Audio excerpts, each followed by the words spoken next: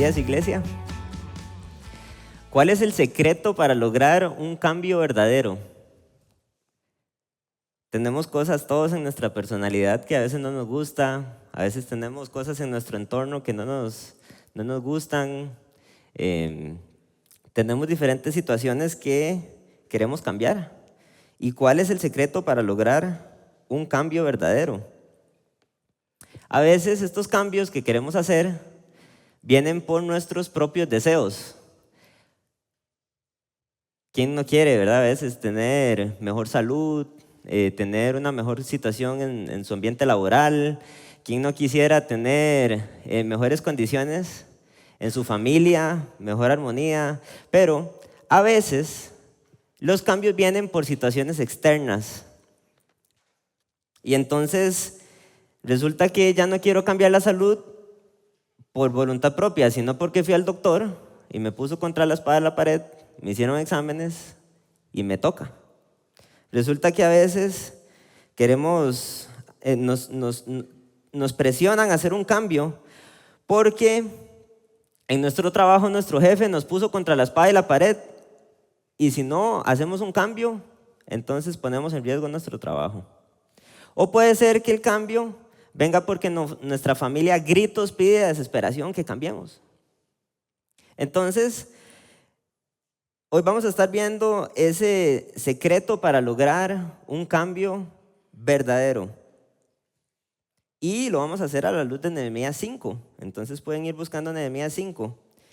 Hemos estado estudiando Nehemías porque hemos estado estudiando Nehemías y lo primero que vimos es cómo él era un copero del rey. Tenía un cargo sumamente importante. Y siendo copero del rey llegan a darle noticias. Y parte de las noticias que le dan es, hey, la ciudad más importante que tenía un plan demasiado especial de parte de Dios. Y esta ciudad era donde literalmente en algún momento Dios habitó. Tenía murallas y esas murallas estaban en ruinas. Las puertas estaban quemadas a fuego. Y entonces a Nehemías, siendo él parte de esta ciudad, pero estando cautivo en otro lugar, le llega esta noticia y él como copero del rey se aproxima al rey y resulta que el rey le da toda la bendición para irse a tratar de restaurar los muros de esta ciudad. Y lo manda bastante forrado, diríamos nosotros. Lo manda con cartas para que vaya y tenga recursos, lo manda con un ejército y esto lo hemos estado estudiando. Pero además entonces llega Nehemías a la ciudad y empieza este proceso de restauración y se pone en acción. ¿Y qué es lo que hace ahí? Es un muro gigante, ¿verdad? Es un muro bastante grande.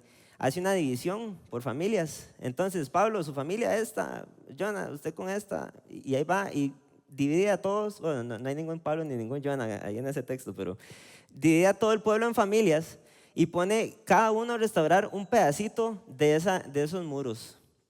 Y entonces, en medio de toda esta estrategia, están todos ahí, aparecen dos compas que son completamente opuestos a lo que Dios quería, Sanbalat y Tobías. Y salen estos dos seres humanos a meterse al frente a Nehemías en la obra que él está haciendo tan fuerte de reconstrucción. Pero entonces Nehemías idea una estrategia muy interesante con el pueblo y es darles a todos una espada. Pero sí, le da una espada a la gente que ya estaba trabajando.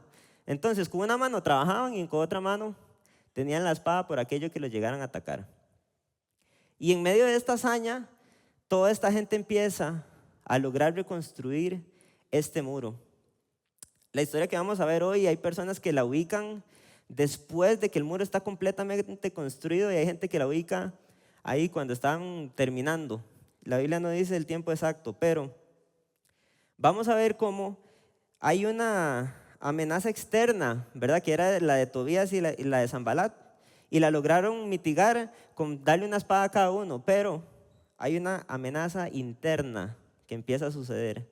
Y esa es la que vamos a estar estudiando ahorita en Nehemías 5. Esta amenaza empieza a raíz de nobles y oficiales. Estos nobles y oficiales son como, por así decirlo, la élite. la élite del país, la gente con más dinero, la gente que tenía el poder de decisión en ese momento. O sea, yo no estaría ahí, ¿verdad?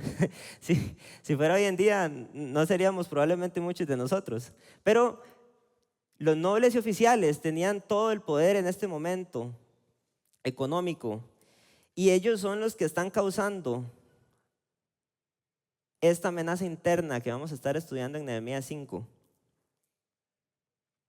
Y aunque usted y yo no seamos esa élite hoy en día, en algo que sí vamos a poder identificarnos con esta gente, es en el hecho que tenemos que tener un cambio verdadero.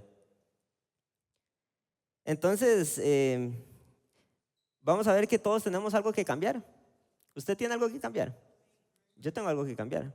Siempre tenemos algo en nuestra mente, y espero que usted lo tenga en este momento ahí presente. ¿Qué es eso que tenemos que cambiar? Porque tenerlo presente va a ayudarnos más conforme vayamos viendo este texto. Y vamos a leer aquí algunas características, porque si tal vez usted no sabe qué es eso que tiene que cambiar, entonces este texto nos va a enseñar algunas características que brotaban, que hacían a ellos pensar que tenían algo que cambiar. Yo tengo muy claro que tengo que cambiar, pero si no lo tengo claro, vamos a ver características de situaciones que pueden estar pasando que nos van a encender una luz y a decir, hey, tal vez esto es algo que yo tengo que ajustar. Entonces vamos a ir ahí a Nehemías 5:1. Y porque la primera característica que vamos a ver es que hay un impacto en otros. El impacto en este caso era bastante negativo, pero vamos a empezar a leerlo. Nehemías 5:1 dice: entonces hubo gran clamor del pueblo y de sus mujeres contra sus hermanos judíos. Ubiquemos a estos hermanos judíos como los oficiales y los nobles de los cuales les dije que son los que están causando todo esto. Entonces el pueblo se está quejando contra ellos. Y dice en el versículo 2, había quien decía, nosotros, nuestros hijos y nuestras hijas somos muchos. Por tanto, hemos pedido prestado grano para comer y vivir. Y había quienes decían, hemos empeñado nuestras tierras, nuestras viñas y nuestras casas para comprar grano a causa del hambre. Y había quienes decían, hemos tomado prestado dinero para el tributo del rey sobre nuestras tierras y viñas. Ahora bien, nuestra carne es como la carne de nuestros hermanos, nuestros hijos como sus hijos. Y he aquí que nosotros dimos nuestros hijos y nuestras hijas a servidumbre, y algunas de nuestras hijas lo están ya, y no tenemos posibilidad de rescatarlas, porque nuestras tierras y nuestras viñas son de otros. Entonces, vemos esos nobles y oficiales que en este punto no están mencionados explícitamente. Vamos en los próximos versículos a entender por qué ellos eran los que estaban, por así decirlo, los culpables de toda esta situación que se está viviendo. Pero vemos 4 cosas que están pasando acá. ¿Cuál es la primera? Había hambre. Había hambre. La segunda es que ellos estaban empeñando sus propiedades, estaban vendiendo esas propiedades que tenían para poder comer. Lo tercero es que también vendían esas propiedades para pagar tributo del rey. Y lo cuarto es que tenían deudas que no podían pagar. Y entonces, pudiéramos pensar ahorita, ¿por qué esto que está pasando es, verdad, es algo malo? Hoy en día yo tengo alguna que otra deuda, usted tiene otra que, ¿verdad? Una deuda, y probablemente el banco está esperando que yo no pueda pagarla para llegar a quitarme la casa, el carro, ¿verdad? Y eso es como lo que pasa hoy en día, ¿verdad? Entonces, vamos a entender que el problema que había en este momento era por los impuestos, y vamos a entrar en el detalle de por qué estos impuestos eran un problema fatal en este momento. Pero esos impuestos estaban causando estas 4 cosas. La gente no estaba pudiendo comer, y lo más triste es el puro final de ese versículo 5 que dice, y no tenemos posibilidad de rescatarlas. Entonces, no solo era una situación compleja para ellos, sino que se les salía completamente de las manos. Desde este momento ya habían algunos impuestos, ¿verdad? Ahí vemos, porque se pedían impuestos para las propiedades. O sea, hoy en día el IVA, el impuesto de propiedades, de renta, marchamo, todo eso no es nuevo. Desde ese momento ya existían impuestos.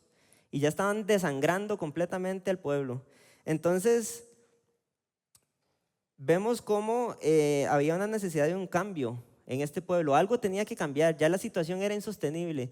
Y para dar un poquito más de perspectiva, aquí cuando dice, dimos nuestros hijos y nuestras hijas a servidumbre, en el versículo 5, dar a servidumbre era darlas, dar el hijo y haga lo que usted quiera. Entonces incluía hasta contextos de violación. O sea, literalmente, yo no puedo pagar la casa, bueno, hey, le doy a Matías, haga con él, es su siervo, su esclavo, ¿verdad? Entonces dar a servidumbre tenía un contexto bastante fuerte. Y entonces, ya la situación, cuando ya le tocan a uno los hijos y ya las necesidades básicas de uno, como el alimento, están en la cuerda floja, se complica todo. Yo no quiero imaginarme ese panorama hoy en día, pero realmente hay una impotencia del pueblo por resolver todo esto. Y algo que podemos ver entonces para identificar cuando hay un cambio necesario es que lo que hacemos impacta a otros y genera situaciones de caos. Y en este caso, eso era lo que estaba pasando. Pero además, cuando algo tiene que cambiarse, una alerta que podemos tener también es porque nuestros líderes se ven impactados. Y esto es lo que está en el versículo 6. Si leemos Nehemías 5:6 dice, y me enojé en gran manera cuando oí su clamor y estas palabras. Entonces, entendemos ya que Nehemías tenía enojo, ¿verdad? Es terrible porque el enojo generalmente es el preámbulo del pecado.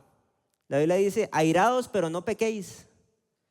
Entonces ellos, con toda la situación que tuvieron los oficiales y los nobles, toda esta situación de impuestos y todo que generaron esa opresión en el pueblo para que hubiera este contexto social tan fuerte, causó que el líder de ellos se enojara. ¿Y quién se enojó? La persona que tenía a cargo reconstruir los muros de una de las ciudades más importantes en el corazón de Dios.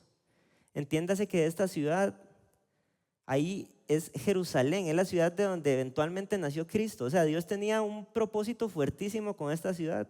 Y en este punto, esto que causó pudo poner en la cuerda floja a Nehemías, la persona que tenía a cargo una responsabilidad así de grande.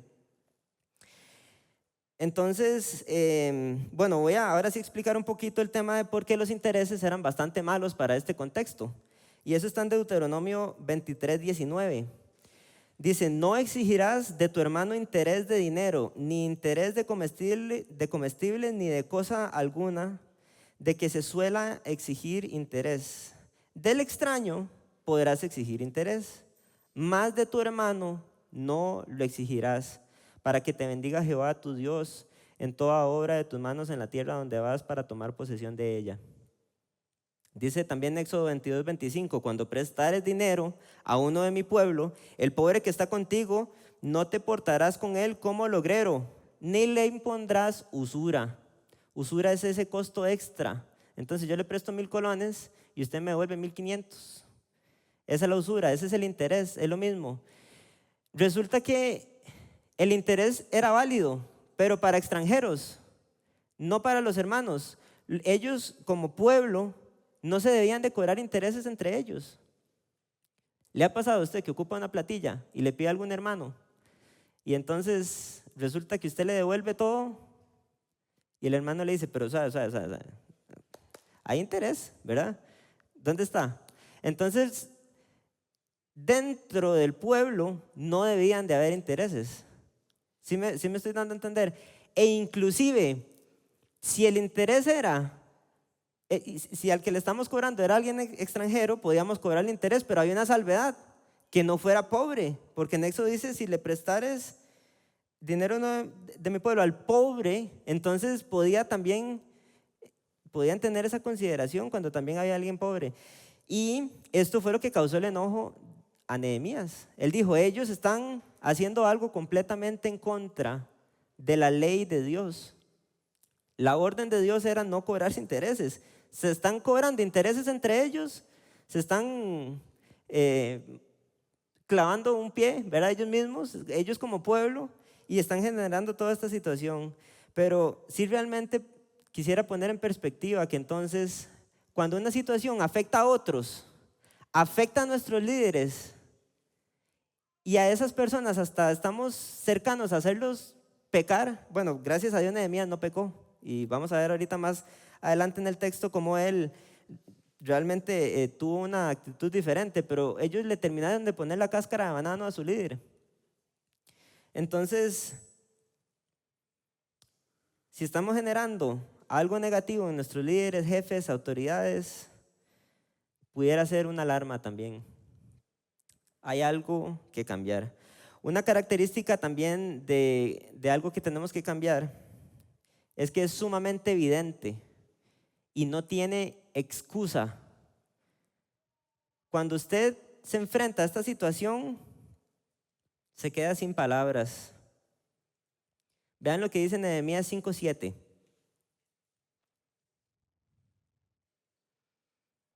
Entonces lo medité y reprendí a los nobles y oficiales. Este es Nehemías hablando, ¿verdad?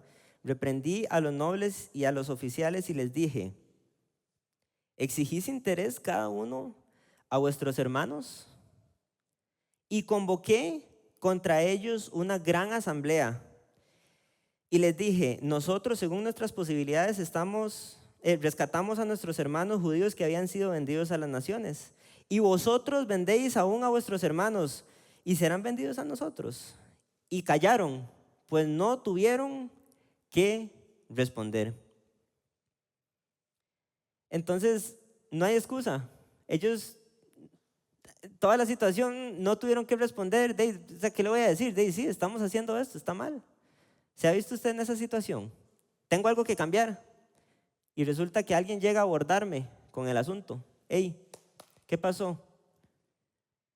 Y la forma en que yo reacciono es, y no puedo decir nada.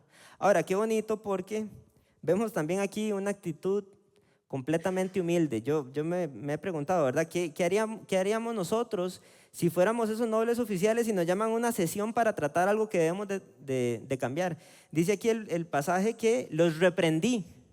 O sea, no fue una situación donde amablemente hice un cafecito y puse toda una situación con musiquita, ¿verdad? Invité a la persona, es más, hasta lo llevé a un lugar, ¿verdad? Como para que no se sintiera mal y con mucho tacto, ¿verdad? Yo no sé, reprendí, probablemente vino en un contexto fuerte. Y ahora imagínense el asunto. No fue como que lo reprendió diciéndole: hey, vamos allá solos, usted y yo, y no sé. O sea, hizo una asamblea grande y en esa asamblea llegó y reprendió a todas estas personas. Solo doy un dato curioso. En Egipto hay documentados intereses entre el 60 y el 70%. Y en Babilonia no se ven intereses menores al 20%. O sea, es probable que lo que estaban haciendo en este caso era un tema fuertísimo con estos intereses. Estaban literalmente haciendo toda esta situación y era algo realmente grave. Y cuando los confrontan, no tuvieron que responder. Pero entonces, entendiendo que hay una situación que impacta a otros, que impacta a los líderes y que tras de todo los deja sin palabras, brota la necesidad de tener que tener un cambio verdadero. ¿Se ha visto usted en una situación así? Donde realmente usted dice: no me queda de otra, tengo que cambiar. Y entonces vamos a ver el secreto para ese cambio verdadero. Porque no lo voy a dejar ahí en el aire, vamos a ver el secreto. ¿Cuál será ese secreto? ¿Cuál es el secreto para lograr el cambio verdadero? El temor de Dios. Podemos ver acá en Nehemías cómo el temor de Dios fue esa forma que hizo a ellos tener ese convencimiento de que era necesario un cambio verdadero y de hacerlo. Las preguntas en la Biblia son demasiado importantes. Si usted está estudiando la Biblia, si usted está leyendo la Biblia en su casa y usted ve una pregunta, préstele mucha atención. porque muy probablemente detrás de una pregunta hay una realidad bastante poderosa. Y en el caso de Jesús, por ejemplo, menciona una pregunta: ¿quién dicen los hombres que es el Hijo del Hombre? Eso fue algo que Jesús preguntó. Y terminó explotando la cabeza, porque ahí era donde Jesús iba literalmente a decir: yo soy el Hijo del Hombre, una profecía que estaba desde Daniel. Entonces, siempre que ustedes vean una pregunta en la Biblia hay que prestarle mucha atención. Inclusive ahora vimos otra pregunta, ¿verdad? ¿Exigís interés cada uno a vuestros hermanos? Esa era la pregunta que estaba antes, porque entonces está usando la pregunta para cuestionarlos a ellos contra el mandamiento de Dios, puntualmente. Pero aquí hay otra pregunta que hace Nehemías en el versículo 5:9. Y dije: no es bueno lo que hacéis. ¿No andaréis en el temor de nuestro Dios para ser oprobio de las naciones enemigas nuestras? Bueno, oprobio es objeto de burla. Entonces podemos ver cómo tener falta de temor genera también burla en otros. No sé si les ha pasado: usted es cristiano. O si han escuchado este tipo de frases, ¿verdad? Porque entonces ya la gente sabe lo que alguien que es cristiano debe de hacer. Y cuando alguien se sale de eso, más bien es hasta burla.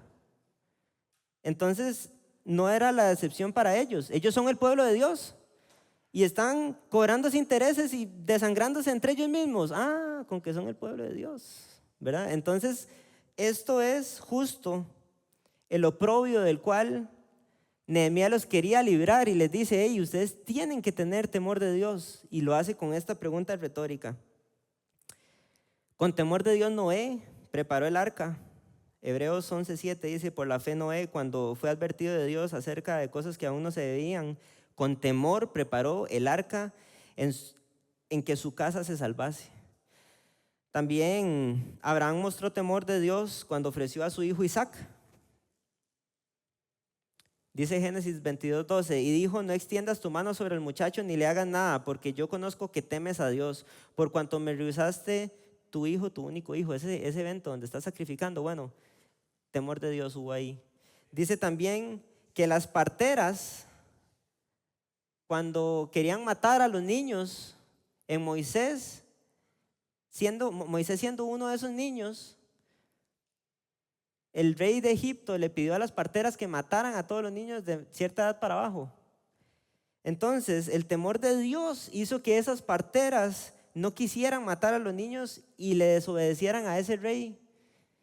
Y dice Éxodo 1:17: pero las parteras temieron a Dios y no hicieron como les mandó el rey de Egipto, sino que preservaron la vida de los niños. Hay muchos casos en la Biblia donde vemos que el temor de Dios llega y termina y mueve corazones y situaciones para que la gente termine obedeciendo a Dios de una u otra manera. Y aquí acabo de mencionar unos, y no es la excepción en este caso de Nehemías. Voy a pedirles que vayamos a Salmo 128:1.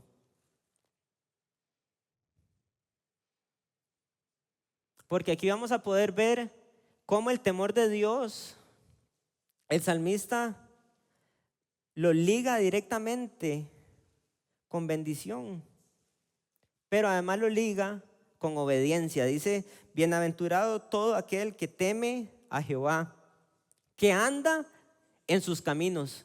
Ahí está. Usted teme a Jehová, anda en sus caminos. Teme a Dios, obediencia inmediatamente. Cuando comieres el trabajo de tus manos, bienaventurado serás y te irá bien. Tu mujer será como vid que lleva fruto a los lados de tu casa, y tus hijos como plantas de olivo alrededor de tu mesa. Y he aquí que será bendecido el hombre que teme a Jehová. Hemos escuchado historias ahí de bendición, ¿verdad? De quiere ser bendecido, ¿verdad? Haga esto, el otro. Pero muchas veces todas estas definiciones de bendición se alejan completamente de lo que realmente puede traer bendición. Y usted quiere tener bendición en su vida, tema a Dios. Tema a Dios. Y bueno, en la Biblia hay muchas frases que son como abstractas, ¿verdad? Que a veces usted las lee y diría uno en buen tico: le patina el coco, se queda patinando, ¿verdad? Entonces, en el caso mío, cuando yo escuché por primera vez temor de Dios, fue una de esas cosas que yo dije, salud, ¿verdad? ¿Qué es esto? Entonces, entendemos ahorita ya el temor de Dios como algo de obediencia, pero sí quisiera como entender dos implicaciones del temor de Dios en este caso. Y es que el temor de Dios tiene una parte teórica y una parte práctica. Entonces vamos a ver lo teórico. Primero ellos tenían que entender qué significaba tener temor de Dios en esa situación. Sea cual sea la situación que usted y yo tenemos en mente que debemos de cambiar en nuestra vida, teóricamente tenemos que definir qué significaría tener temor de Dios en esa situación. Entonces vemos aquí cómo Nehemías les hace el ejercicio, ¿verdad? Nosotros tenemos que pensarlo, pero Nehemías sí se los dijo a ellos puntualmente. También yo y mis hermanos y mis criados les hemos prestado dinero y grano. Estoy leyendo en el versículo 10. Quitémosle ahora este gravamen. Os ruego que le devolváis hoy sus tierras, sus viñas, sus olivares y sus casas y la centésima parte del dinero, del grano, del vino y del aceite que demandáis de ellos como interés. Y dijeron, lo devolveremos y nada les demandaremos. Haremos así como tú dices. Entonces convoqué a los sacerdotes y les hice jurar que harían conforme a esto. Además, sacudí mi vestido y dije, así sacuda a Dios de su casa y de su trabajo a todo hombre que no cumpla esto. Y así sea sacudido y vacío. Y respondió toda la congregación, amén, y alabaron a Jehová. Tener temor de Dios se traducía en este contexto para ellos en devolver todo. Devolver todo, en no seguir haciéndolo y en prometer. Vemos el versículo 12. Y dijeron, lo devolveremos y nada les demandaremos. Ellos entendían que tenían que tomar acciones, pero puntualmente entendieron que una de ellas era devolver. Entonces, pensemos en la situación que debemos de cambiar en nuestra vida. ¿Qué tenemos que devolver? ¿Qué es lo que tenemos que restituir, reparar, arreglar, que ha estado siendo afectado por esta situación? ¿Qué es eso? Entonces, en este punto vemos que había una parte teórica muy importante. Hay personas que dicen que Nehemías tenía todo el poder militar para agarrar en este momento a la gente y decirle, vea, esto es lo que hay que hacer y punto. Nehemías era gobernador y nos dimos cuenta ahora que también cuando lo mandaron a reconstruir el muro, le dieron a él un ejército. Y eso lo estuvimos estudiando en los primeros capítulos de Nehemías. Entonces el compa tenía gente ahí fuerte y tenía un ejército que también podía actuar. Pero Nehemías, en este caso, pone a la gente a hacer un juramento. Entonces entendemos que realmente él habló del temor de Dios y los puso a ellos a que voluntariamente hicieran una promesa, un juramento.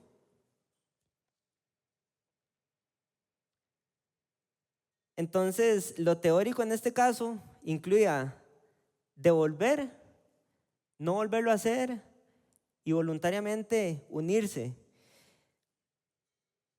Y bueno, vamos a ver ahora lo práctico. Dice aquí Nehemías 5:13, y el pueblo hizo conforme a esto. Yo estaba pensando en diciembre. Siempre es una época ahí, en la última semana de diciembre empezamos a tener metas de año nuevo. Y entonces voy con esto. Ahorita ya estamos en octubre y ya muchas de esas metas ya se disiparon, ¿verdad? En su momento en diciembre dijimos, bueno, yo quiero hacer un cambio verdadero en mi vida en esto, esto y esto, y a partir de hoy ¿verdad? Y salimos motivados. Empieza enero, la primera semana, segunda semana de enero, ya febrero, marzo, y ya ahorita en octubre es capaz que estamos pensando en metas para el próximo año. Pero entonces tenemos que entender que el temor de Dios, y para lograr un cambio verdadero, no podemos manejarlo de la misma manera en que manejamos las metas de año nuevo. Tiene que haber algo donde entendemos teóricamente qué significa ese temor de Dios para mi vida y después tengo que ponerlo en práctica. El pueblo hizo conforme a esto. ¿Qué cosas van a confirmar en nuestra vida que tenemos temor de Dios y reflejar ese cambio verdadero? Pero bueno, vamos a ver cómo Nehemías también, en este caso, les pide a ellos que hagan algo, pero les pide a ellos algo que él ya había dado ejemplo en eso. Entonces también cuando nosotros nos movemos en temor de Dios y hacemos cambios verdaderos en la vida nuestra, vamos a poder ser de ejemplo, vamos a tener un impacto. Y eso lo vamos a ver en Nehemías 5:14. Seguimos leyendo, dice: también desde el día que me mandó el rey que fuese gobernador de ellos en la tierra de Judá, desde el año 20 del rey Artajerjes hasta el año 32, 12 años, ni yo ni mis hermanos comimos del pan del gobernador. Pero los primeros gobernadores que fueron antes de mí abrumaron al pueblo y tomaron de ellos el pan y por el vino más de 40 siclos de plata, y aún sus criados se enseñorearon del pueblo. Pero yo no hice así. ¿A causa de qué? Del temor de Dios. También en la obra de este muro restauré mi parte. No compramos heredad y todos mis criados juntos estaban allí en la obra. Además 150 judíos y oficiales, los que venían de las naciones que habían alrededor de nosotros, estaban a mi mesa. Y lo que se preparaba cada día era un buey y 6 ovejas escogidas. También eran preparadas para mí aves, y cada 10 días vino de toda abundancia. Y con todo esto nunca requerí el pan del gobernador, porque la servidumbre de este pueblo era grave. Nehemías era completamente opuesto. Y bueno, no voy a juzgar, y de hecho conozco conozco políticos que hacen las cosas bien, pero Nehemías realmente era un contraejemplo de la mayoría de hoy en día.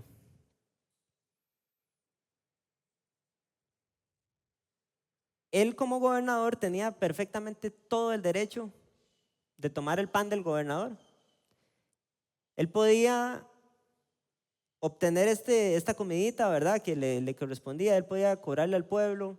Él podía decir: hey, vean, hagamos un muro. La próxima semana vengo a ver cómo sigue el muro, ¿verdad? A pedir cosas al pueblo, ponerles cargas y todo esto, pero al final él, por su temor a Dios, él vio la situación del pueblo. Él no quería ni siquiera sacarles un 5, más bien dice que alimentaba a gente. O sea, era ese tipo de gobernadores que más bien ayudaban y más bien daban y tenían una actitud completamente opuesta, y colaboró. ¿Alguna vez a ustedes le han dicho la frase: veo algo diferente en usted? ¿Qué está haciendo? ¿Por qué lo veo diferente? ¿Qué le pasó? ¿Verdad que cuando nosotros tenemos temor de Dios y hacemos cambios verdaderos en nuestra vida, la gente lo nota? La gente lo nota. Y en el caso de Nehemías, él hasta habló de eso libremente y lo escribió ahí. Yo tenía temor a Dios y esto era lo que hacía. Dice 2 Corintios 3:2: nuestras cartas sois vosotros, escritas en nuestros corazones, conocidas y leídas por todos los hombres. Usted y yo somos como esa carta de Nehemías, donde él escribió: hey, yo tuve temor de Dios, yo siendo gobernador podía hacer esto y no lo hice. Y cuando uno lee estos textos, siempre le explota la cabeza pensar en cómo hay paralelos de lo que la gente hace con lo que nuestro Salvador hizo. Porque Nehemías, siendo gobernador, pudiendo tener un puesto como gobernador, decidió despojarse del pan del gobernador y tomar una actitud distinta. ¿A quién les recuerda eso? Dice Filipenses 2:5, haya pues en ustedes este sentir que hubo también en Cristo Jesús, el cual siendo en forma de Dios, no estimó el ser igual a Dios como cosa que aferrarse, sino que se despojó de sí mismo, tomando forma de siervo, hecho semejante a los hombres, y estando en la condición de hombre, se humilló a sí mismo, haciéndose obediente hasta la muerte y muerte de cruz.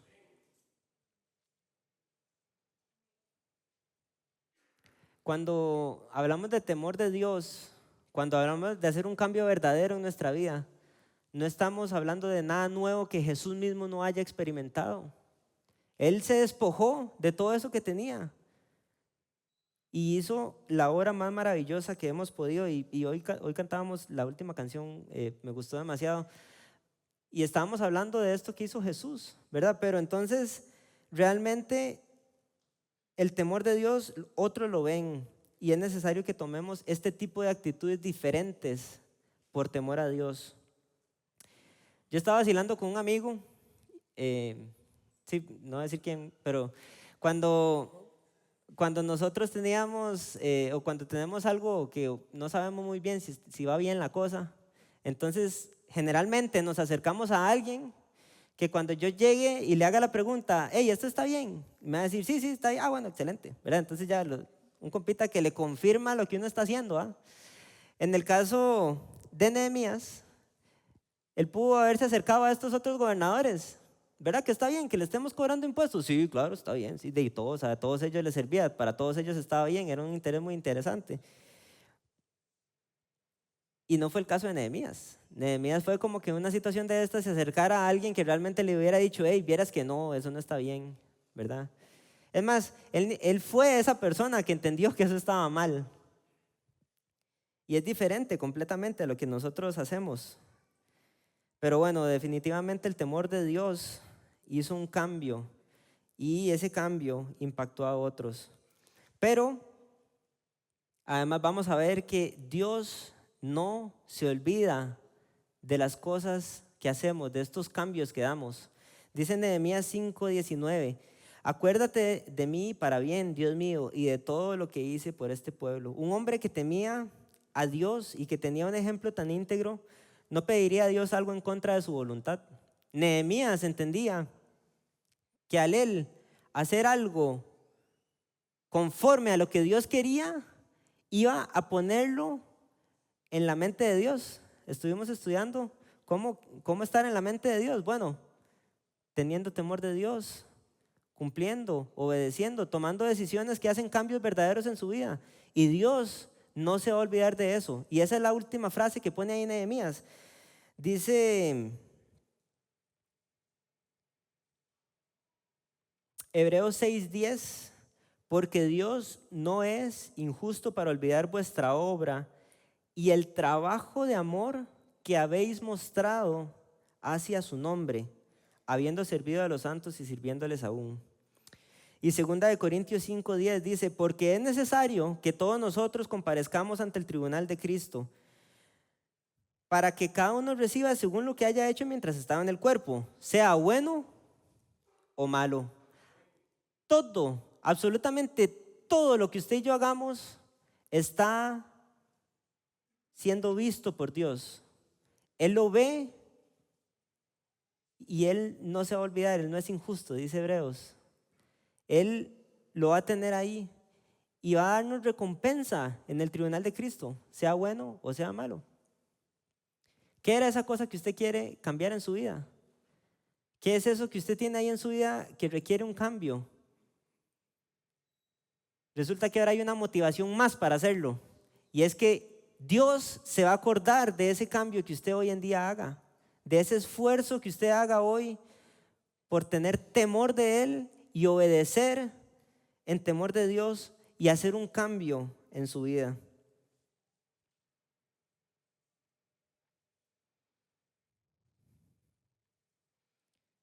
Es dificilísimo cambiar. Cambiar es duro. Realmente solo el temor de Dios nos puede hacer cambiar. No es la norma querer examinarnos. Generalmente ahí nos quedamos. Este pueblo estaba viviendo algo completamente convulso. Fue evidente, era necesario que se hiciera un cambio en ese pueblo. Se estaban disparando en el pie ellos mismos. Tenían hambre, sus hijos en servidumbre. O sea, vean este panorama tan grave. ¿Quién hubiera pensado que pararse delante del pueblo y decirles, tengan temor de Dios, es lo que iba a hacer que ellos cambiaran?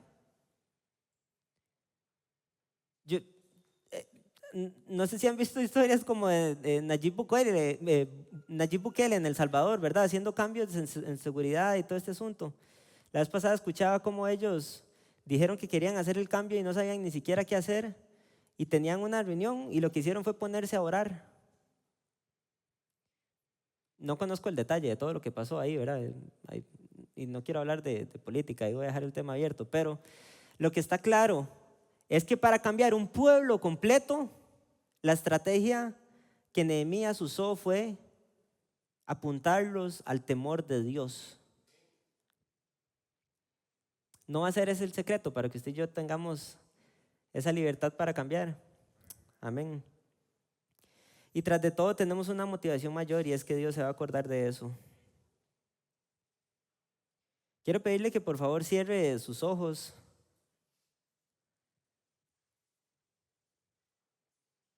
Porque hoy puede ser ese día en donde teóricamente entendamos de Dios, esa teoría de cómo Dios puede reflejar el temor de Él en su vida. Piense, ¿qué es lo que el temor de Dios lo tiene que motivar a usted a hacer? ¿En qué se traduce? Hoy es ese día en el que vamos a poder hacer un juramento delante del Padre y decirle, Dios, yo quiero cambiar en esto. Yo necesito un cambio en mi vida, un cambio verdadero. Padre, me has hecho entender que no puedo seguir a como estoy. La situación brota y todo grita para que yo cambie. Quiero pedirte que me ayudes a cambiar, Padre. Haga ese pacto con Dios en este momento. Pídale a Él ese discernimiento de cómo el temor de Dios tiene que ser reflejado en su vida. Eclesiastés 5:5, mejor es que no prometas y no que prometas y no cumplas. También tengan cuidado. Pero hoy es ese día en donde teóricamente vamos a decir, yo quiero, yo voy a cambiar. Esto es lo que quiero, Dios, que tú hagas en mi vida. Mañana lunes empieza la semana y voy a caminar en esta nueva forma. Quiero hacer este cambio. Necesito el cambio. Te temo, Padre. Hágalo ahí.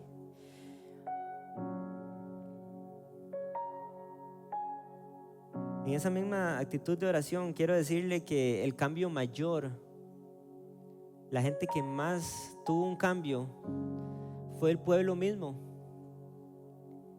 Y algo interesante es que este pueblo no tenía en sus manos la posibilidad de salir de la servidumbre y de la miseria que estaban viviendo.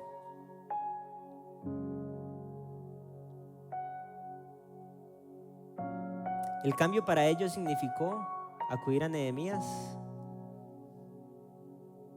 Y aunque ellos no podían, algo externo fue lo que hizo que eso fuera posible. Hay un cambio, y es el cambio más importante que usted puede tomar hoy, y es el de darle su vida a Jesús. Ese es el cambio verdadero más fuerte que hoy usted puede decidir tener. Jesús dijo, yo soy el camino y la verdad y la vida. Nadie viene al Padre sino por mí.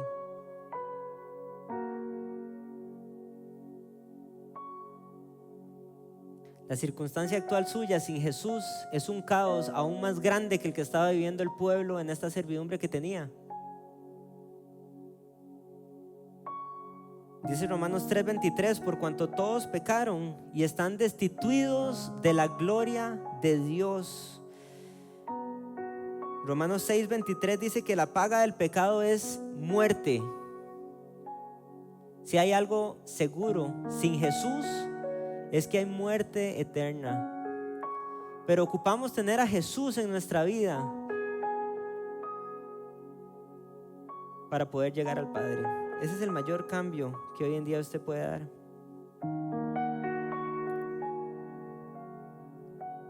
Mas a todos los que le recibieron, a los que creen en su nombre, les dio el derecho de ser hijos de Dios.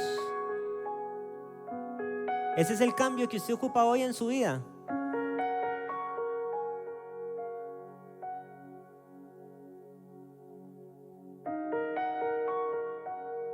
Padre Santo, ocupamos caminar en ti, Padre. Ocupamos ese temor tuyo en nuestra vida. Ocupamos que nos ayudes a entender las cosas que debemos de cambiar, los ajustes que hacer.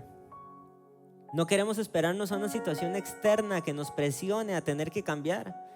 Queremos que tú seas el que nos transforme hoy. Delante tuyo dejamos esto que te queremos entregar, Padre,